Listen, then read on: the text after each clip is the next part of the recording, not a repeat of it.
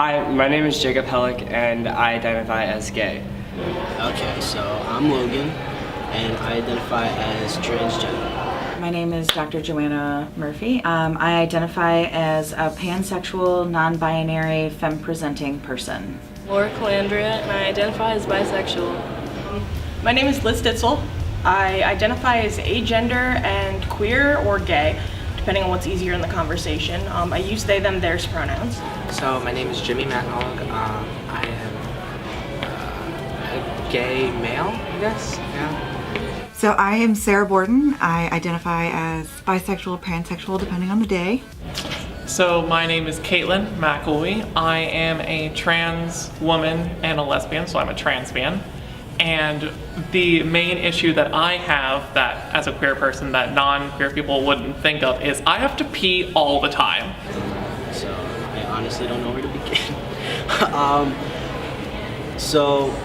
Just going to the bathroom. I have to be aware of my surroundings, make sure I'm even safe to be in the bathroom. Just because people who don't like the trans community and want to be aggressive towards the trans community, it's a threat to my safety.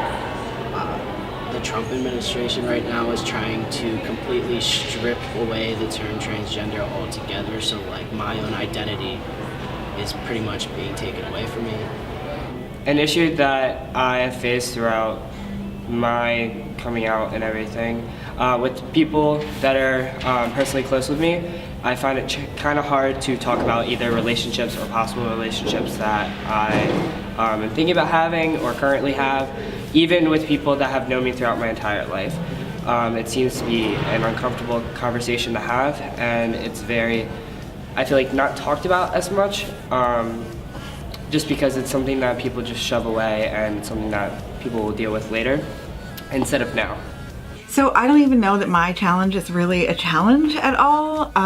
Like I told you, I think representation is really important. And since I am in a heterosexual relationship, I don't necessarily have to identify myself as being bisexual or not straight in any given situation. And so that gives me sort of pause in terms of wanting to represent the culture and the population, but not necessarily always being comfortable saying, hey, you just identified me as straight, but really that's not quite the way it is. So it's a challenge that's not necessarily really a challenge. The pseudo obvious ones of sometimes it's a little bit nerve-wracking to hold hands with my partner in public, stuff like that. But honestly, it's in day-to-day, you don't realize how often people ask you about trivial things that are kind of personal, they see my engagement ring and they're like, oh, you're engaged, who's the lucky guy, things like that, making assumptions like that. I think one of the main struggles is dating life, because a lot of people don't have to deal with whether or not is this safe, is this a comfortable person to date. And even if you're dating online, some people just be like, oh, she's bisexual, she will hook up with me and my girlfriend. It's just a little annoying sometimes. The fact that I am a pansexual person who happens to be married to a cisgender male.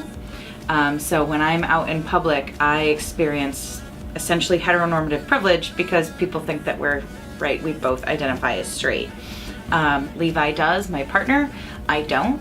So I have to think about the privileges that come with my actual relationship and kind of our presentation and just being out in the world.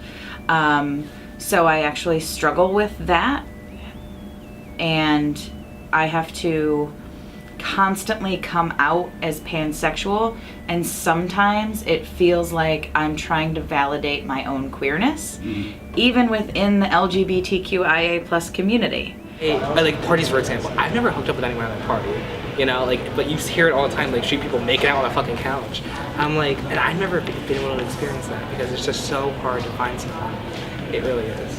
My hormone replacement therapy medication is called spironolactone, and it keeps testosterone from interacting with my body, which allows estrogen to have more of an effect on my body than it would normally, since I have a lot of testosterone happens.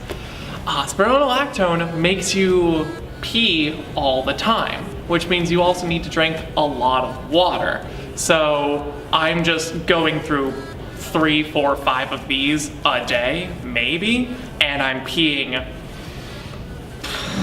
once an hour, if not more. So it's like, I just have less time now than I used to, because I have to keep getting up and going to the bathroom and then getting up and refilling my water bottle over and over. So it's not like a major social issue, oh no, I'm oppressed, but I'm oppressed by having to urinate all the time.